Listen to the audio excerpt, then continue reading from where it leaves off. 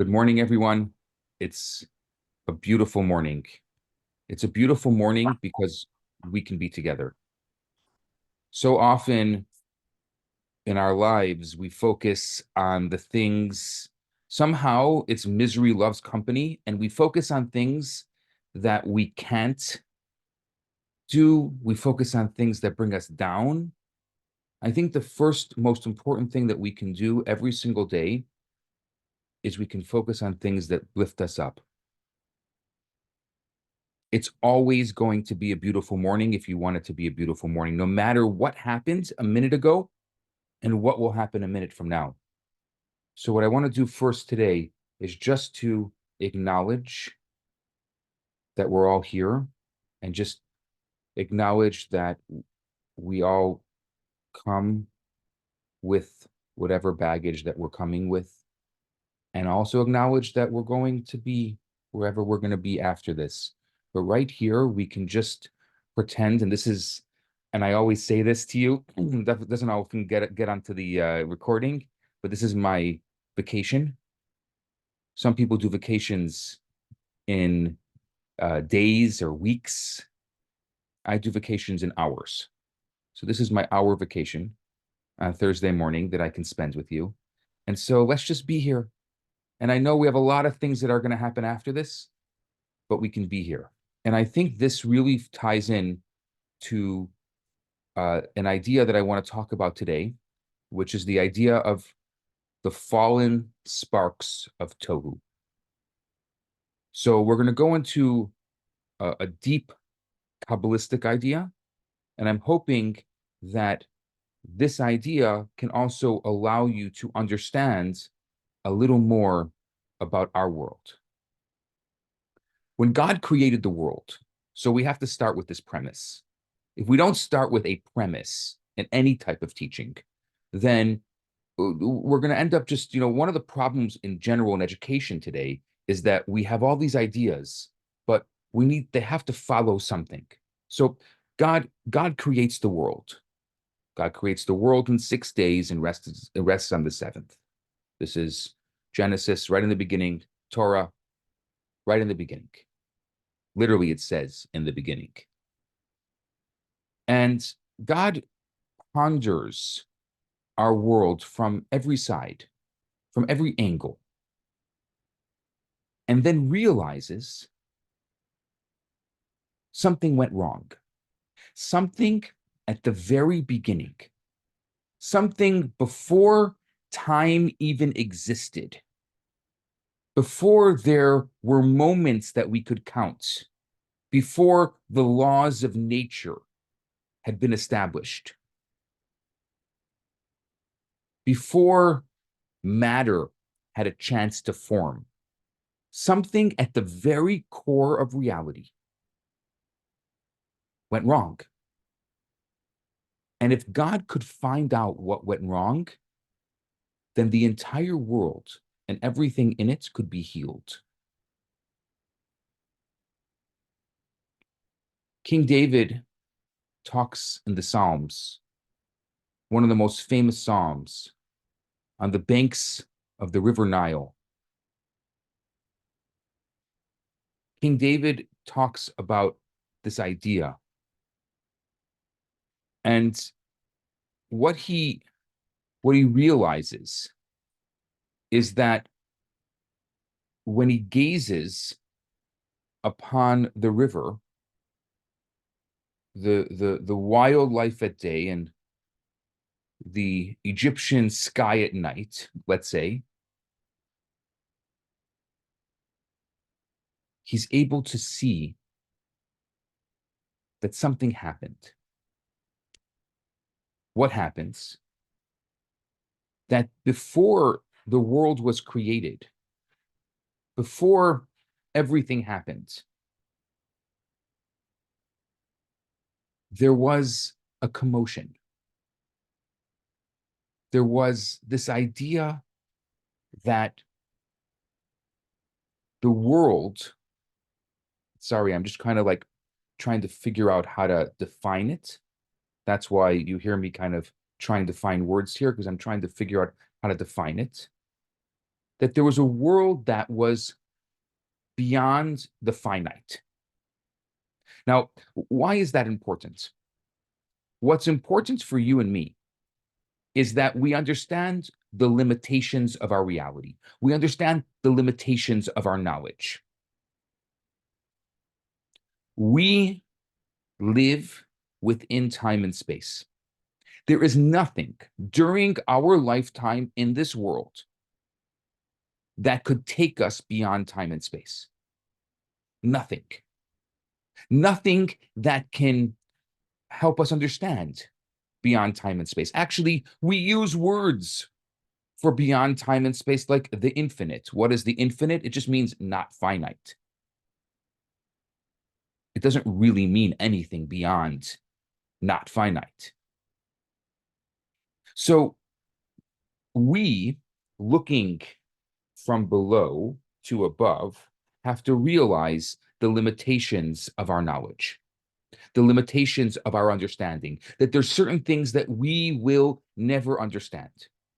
But if we have a teaching, let's say Kabbalah, that starts from above to below, and we are able to accept this teaching, then we're looking at the limitations of our knowledge from a different perspective. There's a world called the world of Tohu. It's entirely beyond the finite. It's a world that emanates from the source of all worlds before anything that was finite ever existed, before there were ever boundaries that were set. Remember our conversation last week about boundaries. The only bounds of Tohu are actually 10 illuminations or 10 emanations.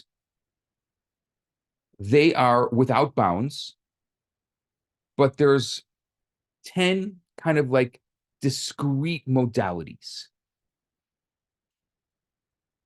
And this is where God realized that something went wrong. Here's the first impossibility. The first impossibility, I'm sorry if I'm going to take you to something that is a little more theoretical than my usual. I'm giving you, this is a trigger warning for theory versus practice. The first impossibility is the place in God's mind. Now, we're using metaphors. Kabbalah uses metaphors because if it would say the place of God's Pejumaba, what would you say?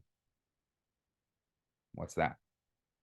So we got to use metaphors that make sense to us. Though obviously, we have to admit that if it's beyond mind, then it can't be mind. But you understand where I'm going with this. But I have to say this because if it's just a metaphor. It's just a way that you and I can understand something that's beyond us. We understand the infinite through metaphors of ourselves. So this is the impossibility.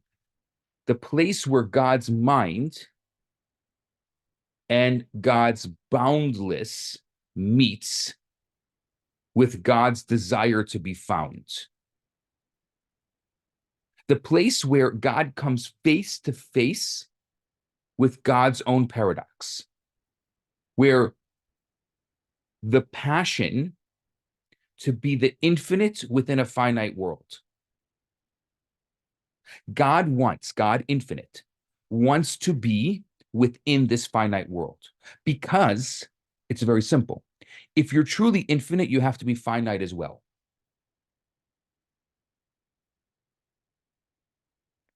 Otherwise, you're finite to infinity. Are you all confused right now? Are we good? Okay, I need thumbs ups. Okay, good. Okay, if you don't understand something, please write it in the comments or something, because otherwise I'm going to go on. This is some of the most difficult, most complicated ideas within Kabbalah. So it shattered. The very core reality of God's dream shattered. And it's waiting for us, you and I, to pick up the pieces. the fire of the sun, the air we breathe, the roaring waves of the ocean, the earth, the plants, the animals, the world that we live in, the beautiful world that we live in, the flowers blooming, every beautiful human, every human soul. We spoke last week about angels, the angels above. Everything that we find in our world and in the worlds that are deeper within, even just the simple air we breathe, all they are artifacts of the sparks that fell when the original Big Bang happened, where there was an explosion of that primordial world, of the world where the finite and the infinite needed to exist in harmony. And of course, they couldn't exist in harmony. But the essence of the human, the breath of God within us, that is God refashioning and piecing back together this impossible dream. The example that Kabbalah gives, and I'll give a modern example to that, is like a father that makes a castle for his child with wooden blocks. And the father says, see, like this, just like this. And then the father knocks down the castle and says, okay, child, you build it on your own now. Because that's the purpose. The purpose of creating this world is so that you and I can build it on our own. That we should redeem that boundless light of Tohu and take the infinite and fit it into the boundaries of human everyday life. The reason why we are finite and we can't live beyond the finite is because our job is to tap into the infinite and bring it into our lives. That's the only way that this paradox dream that God created can become real. Through us, through you and I. By the way, and a lot of people have gotten this wrong. You probably have heard this term before if you've studied or if you've been around in the Jewish world, the term tikkun olam. Have you heard this term before? Tikkun olam? Tikkun olam is usually used with like social justice. But it's actually, it could be, it literally means tikkun olam, repairing the world. That our job in this world is social justice, is making the world a better place. These are all kind of euphemisms that are used in colloquial, they become Jewishly colloquial euphemisms. But that's not what it means, really. Tikkun olam is what we're talking about here. Tikkun olam is creating order of the tohu, creating order of this chaos, of tapping into the infinite and making it finite. That's our job in this world. It could translate into various things that are important to you and I, to each of us. And we can talk about what those are.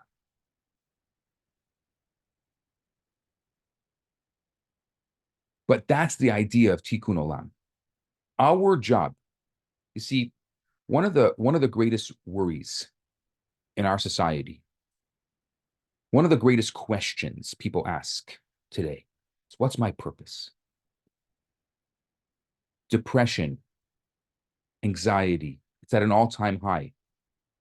I don't know if you can relate to that. People are living, it's amazing. I think Winston Churchill was the one who said, today we talk more and more about less and less. And that was a long time ago. I think even today we talk even more and more, less and less.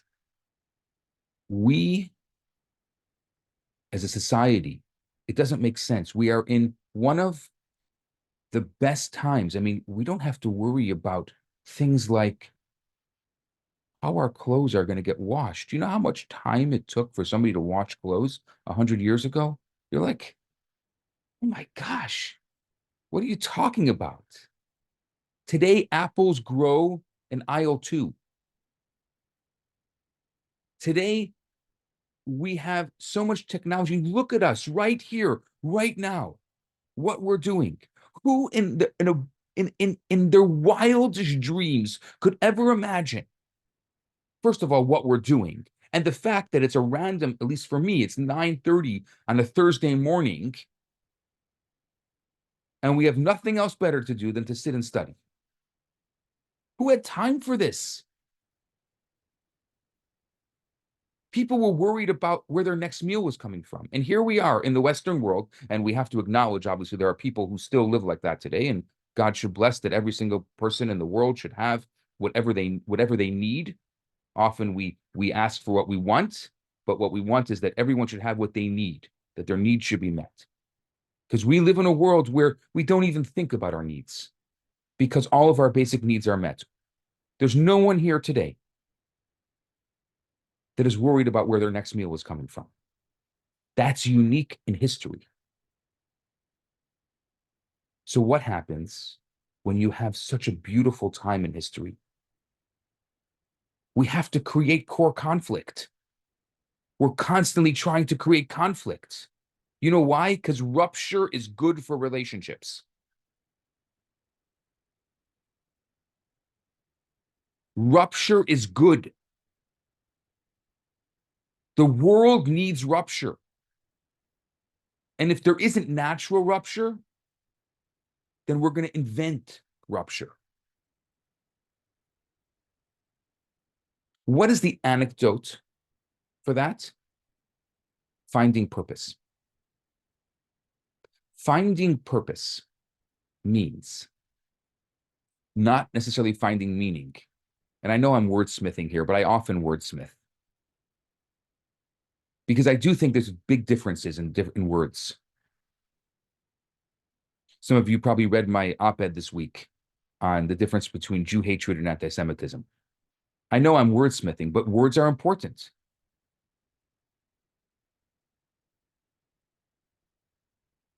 Meaning begins with me. What do I need? It's all about me. If you begin with me and what do I need, you're never going to get anywhere because your needs are endless. When you think that you don't need anything, you're going to figure out what you still need. But I need this and I need that. I work like a dog and then I go on vacation and I sit like a vegetable and then I need a vacation from my vacation. And then I come back and I need a vacation from the vacation from the vacation. What we really need is purpose. What is purpose? Purpose means the following. Before I was created, before I was even a dimpuff,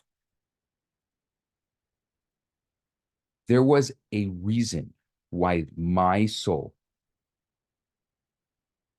Jennifer, there was a reason why your soul had to come into this world.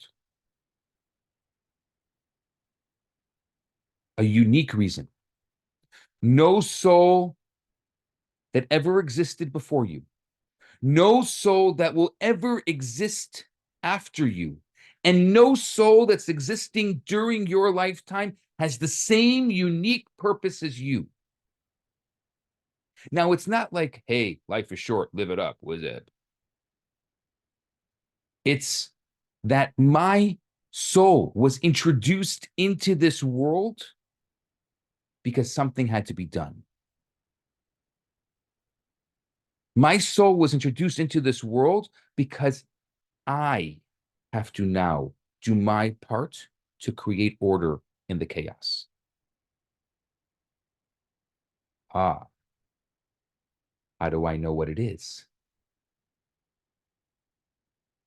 How do I know what it is? You see, if I knew what it was, then we'd all live these wonderful 20-day lives because we just get it done and that would be it. The struggle, the difficulties, All those times it's gotten you into trouble, you who I'm talking about, all those times it's gotten you into trouble, it's all part of your purpose. Every single bit of it has to. It has to be. It has to be part of your purpose because your purpose existed before you did. I'll say it again. Your purpose existed before you did. Your soul came into this world. And you're going to ask yourself, but Rabbi, you've been talking a lot of words, but what's my purpose? And you know what my answer to you is? Exactly. Exactly. Your purpose is to bring order to the shattered sparks and to realize God's dream. How do you do that? How do you even start bringing order to the chaos? The first thing you have to be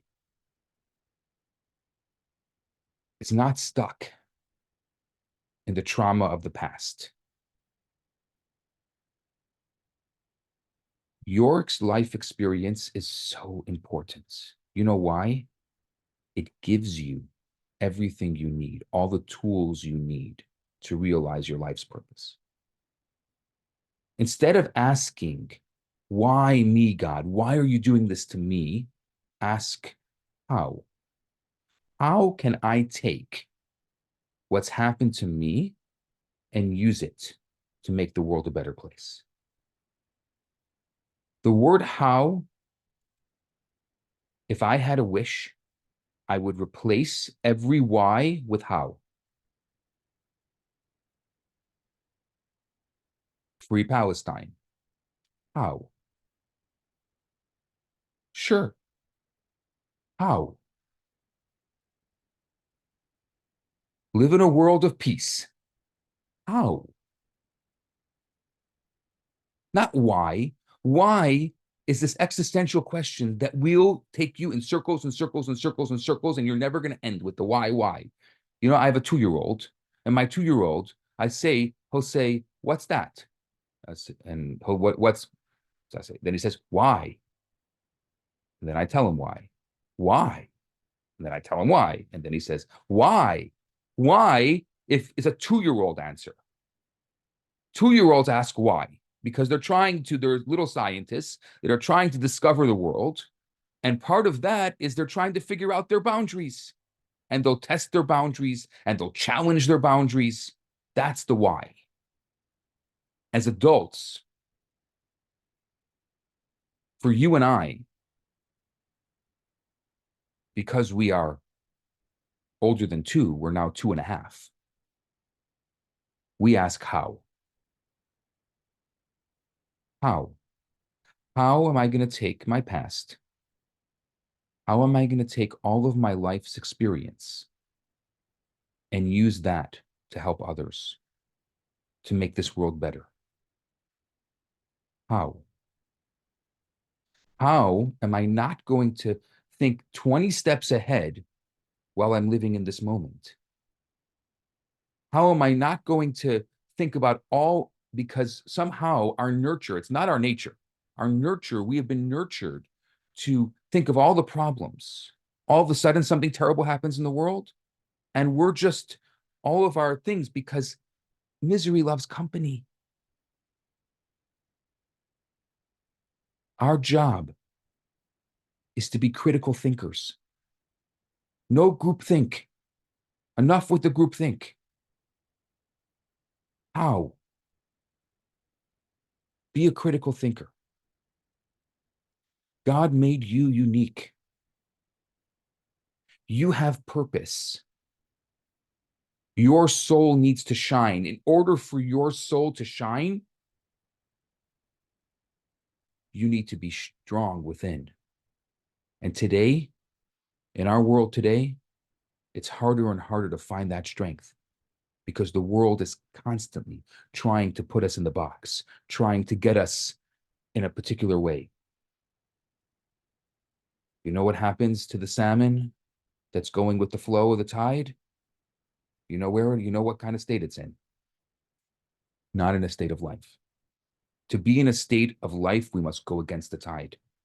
When the whole world thinks like this, I'm going to challenge and say, how? We have a responsibility in our world like never before to be critical thinkers, to challenge the status quo. When everybody says this way, just challenge it. Ask the question. Tohu is a world of chaos. Oh, so maybe you're ADD. I don't know what this is. These are terms that are being used. I don't know what that means. Yes, we're all ADD because even as I'm talking, you're still thinking about what I said 10 minutes ago because your mind wandered. It's okay. So you refocus. And then you go, oh my gosh, I missed so many good things. I'm trying to get it all down. I missed so many good things. It's okay. Accept, be. Our job is tikkun olam, but tikkun olam means that we have to make order of the chaos. We have to realize God's dream. There is no way for the world to be both finite and infinite if we don't tap into the infinite. How do we tap into the infinite? We tap into the infinite by doing a mitzvah. Order to chaos only happens with a mitzvah. What is a mitzvah? Mitzvah comes from the word savta, which means connection. Our job to tap into the infinite. What is tapping into the infinite? What is holding on to something that's beyond us? It's that God who is beyond us says, this is how you can connect to me. Oh, but I don't understand. Why, God? No, that's not what we ask. We ask, how? How can I do it? But I have so much going on in my life. Oh, you're living in a world of chaos. Yeah, that's finite. Now tap into the infinite. Tap into the infinite. Make tikkun of your tohu. Tap into something that's beyond you. Pick. There's 613 options. Nobody does 613. I don't know 613 of anything. But I know one. I can do one. And say, this is my connection. And I'm going to ask how.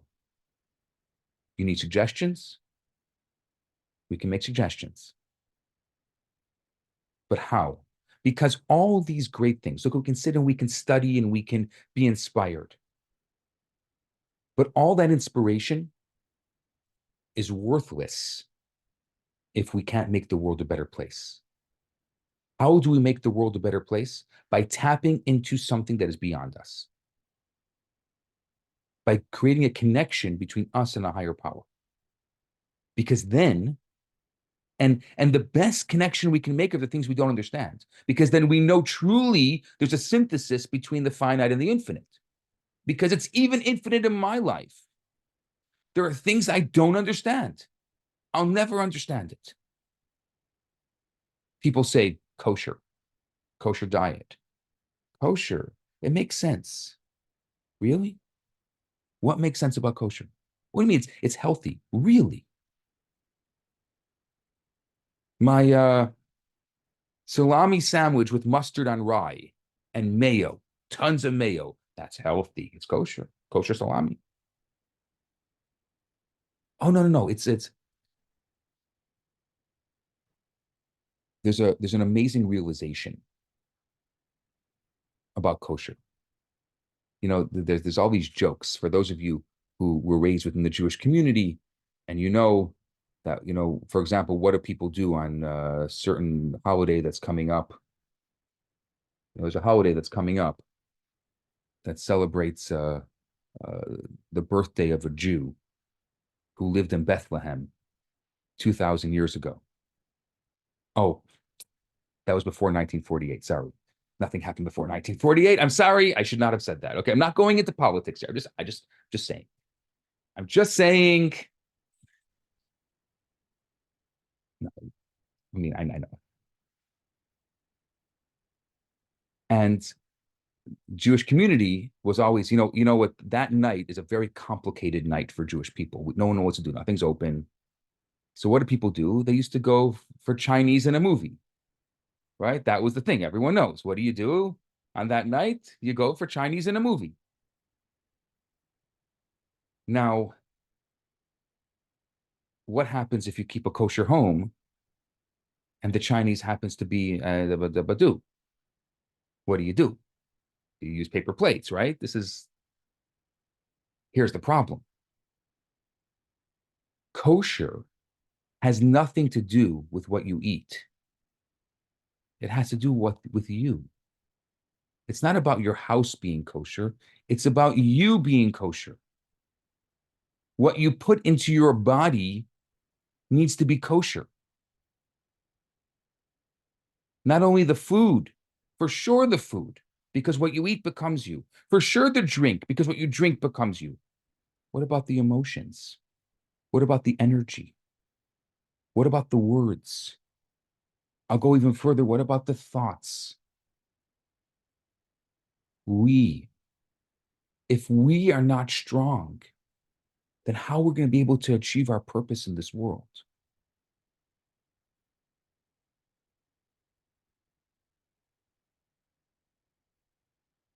We have beautiful gift, the gift of light.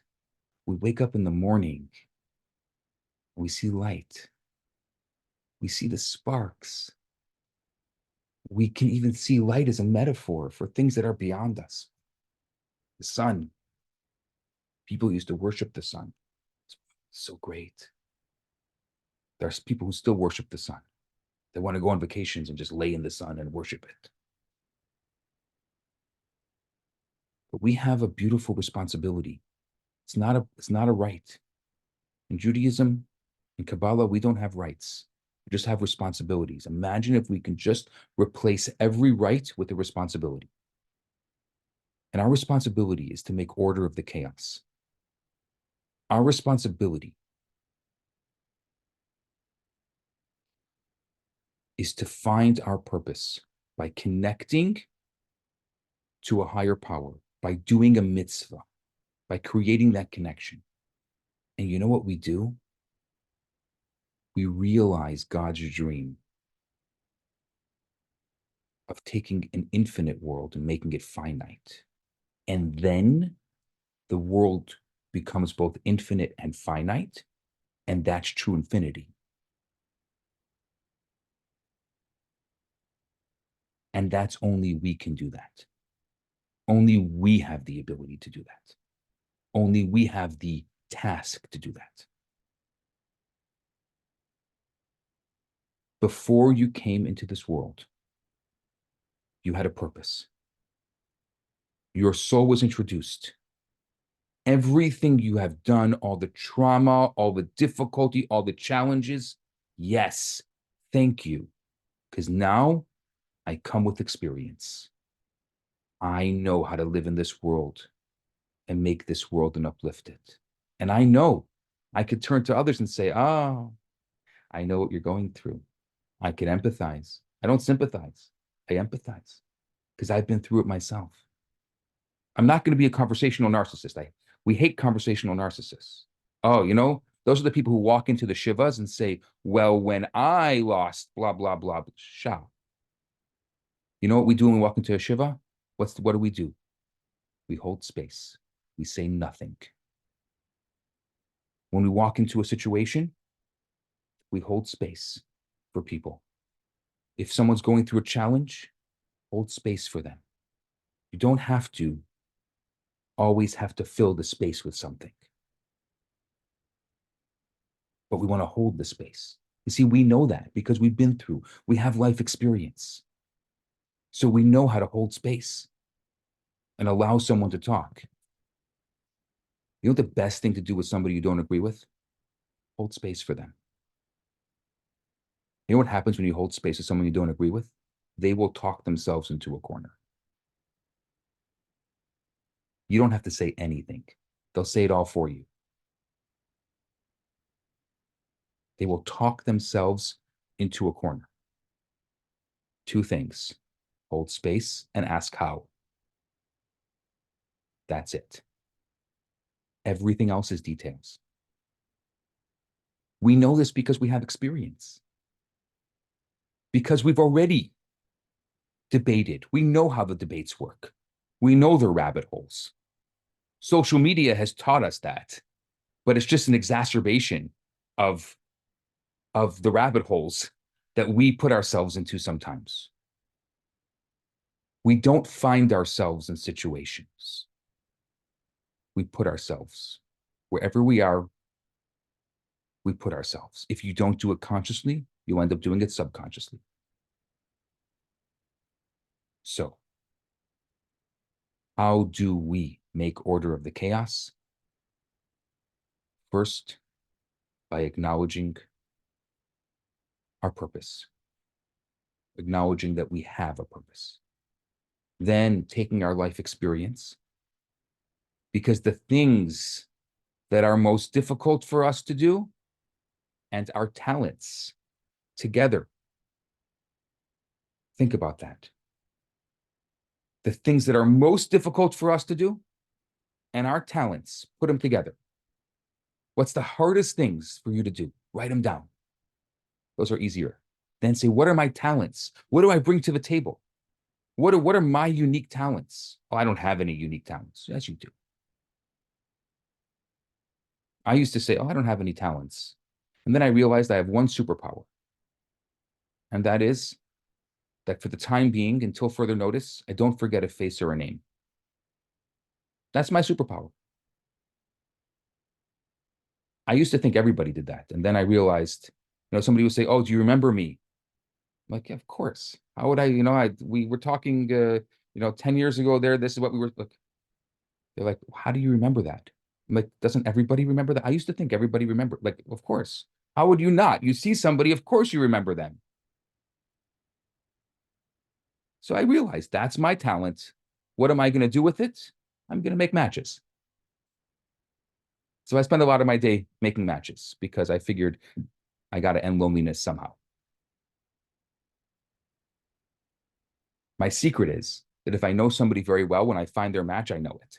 They don't always know it, but I do. Got to convince them. Okay, different conversation. But going back to the point, we got to mix our talent and our challenges, our greatest struggles with our greatest talents. That's how we're going to find our purpose. And then we take those two things, greatest struggle, greatest talent, and we connect it with a higher power by creating a mitzvah, doing a mitzvah. The mitzvah connects us. Those three things together, that's the Venn diagram of purpose. And that's how we realize God's dream. With that, I bless each and every one of you that you should be able, through the chaos of my class this morning and all the insanity of my thoughts, may you be able to, if one thing you get out of this is that it just made you a happier person today and brought you into a state of joy, I'm good with that. If that's all that happened. If you can leave this happier than you came in, then that was a good group therapy session. So Hashem should bless you that you should be able to just be a little happier today. And of course, most of all, there should be peace. We should get all of our hostages back unscathed. And we should be able to live in a world where there is tikkun for our tohu.